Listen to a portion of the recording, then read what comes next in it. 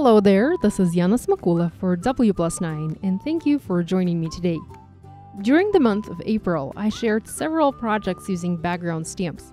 I titled my posts Background Study as I really wanted to explore and test out different background options I could create using W+9 stamps and inks for my projects.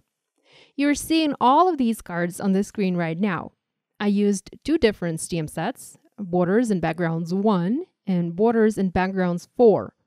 I made two sets of cards using different color combinations, some very bold and colorful, and the other set was more soft and feminine. Today I decided to continue exploring backgrounds and decided to create several additional card ideas featuring heat embossing.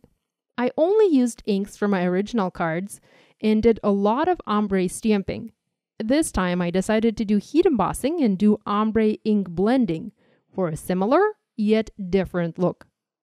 I'm going to heat emboss several backgrounds using gold and white embossing powders. I've already done my gold backgrounds and I used antique gold embossing powder from Simon Says Stamp. You can use regular gold or also experiment with other colors such as platinum, brass, silver, or you can even do clear. To create my backgrounds, I'm using a clear block with grid lines. You can also use a stamp positioner, but using a clear block with etched lines makes the stamping go a bit faster. Grid lines help a great deal when aligning images and making sure each row is perfectly straight. I am mounting my image onto the block, making sure the bottom of my design is exactly next to one of the grid lines. I have picked a very light pink color for this card and I'm going to do my stamping. I will be adding ink blending, and to make it easier on my wrist and also to save time, I picked the color of cardstock that best matches the lightest color of ink I plan to use for my ink blending. You can also use white paper for this, so do white heat embossing on white, and then use 2 or 3 colors of ink to create that ombre ink blending. But when you have colored cardstock as your base, you need to do significantly less work, as you already have that base color right there on your paper.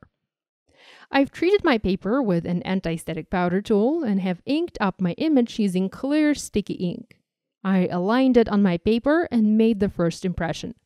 The ink that I'm using today is a watermark ink, meaning even though it is clear, it leaves a shade darker impression on my paper.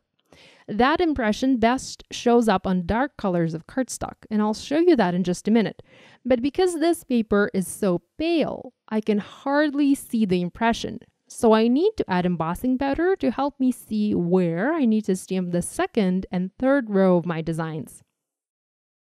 Once I have all of my images stamped, and I only added 3 rows as I wanted the top of this paper to be free from heat embossing, I'm going to grab my heat tool and heat set this powder. Let's create another background.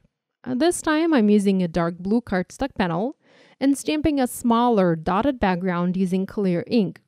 Because this paper is darker, it's easier to see my stamping, and therefore I do not need to add embossing powder after every impression. I can stamp the entire background and then come in and cover the background with white embossing powder. And once again, I'm using my heat tool and going to heat set this. So here are 2 of my backgrounds side by side. I just love this dotted chevron design. I find it to be very modern and versatile. I'm also going to stamp another piece. This time I'm using a dotted pattern and repeating all of the steps to create heat embossed piece for my card. Now let's go ahead and add some color to our backgrounds. I'm using Sweet Gelato ink color and a mini round ink blending tool and going to heavily blend this color. I'm adding a lot more color at the bottom and lightening it up when I get to the top to create a seamless blend into that light pink. You can see how little time it took me to actually add color. Since my background was already light pink, I didn't have to do as much ink blending, and I also did not need to use several colors of ink. Here's this background next to an identical one, heat embossed in gold. You might notice that the white heat embossing turned slightly pink. Now there's a way to fix that.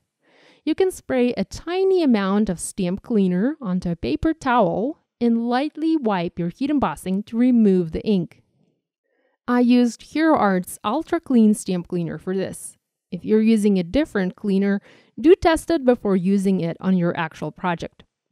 I added ink blending in the same manner to my light blue background and to my dark blue background, and used the same tip to clean my heat embossing. I trimmed my backgrounds down and foam mounted onto 4-bar note cards. I simply adore this card size lately, so I wanted to make a few more smaller projects to have on hand. To embellish these cards, I'm going to use more fresh cut stamp set. I'm going to stamp Happy Birthday sentiment in black ink onto strips of a white cardstock, and I'm also going to die cut and stamp several leaves and flowers to complete my projects. I used the same ink color I used for my ink blending, and I also picked Last Leaf and Apple Teeny colors to stamp the leaves. I didn't do anything special for these cards, as I did not want to take the attention away from the backgrounds. I foam mounted sentiment strips onto my cards, and foam mounted flowers and leaves next to the sentiments. I used my fingers and shaped the leaves a little bit to make them look a bit more dimensional. One last thing I did, I used a black pigment pen, white and black Nuvo drops, and added details to my cards. I used gloss white dots to add white dimensional centers to my flowers, and also used same product to add details to my backgrounds. That not only added a little bit of interest, but also helped create depth on these projects.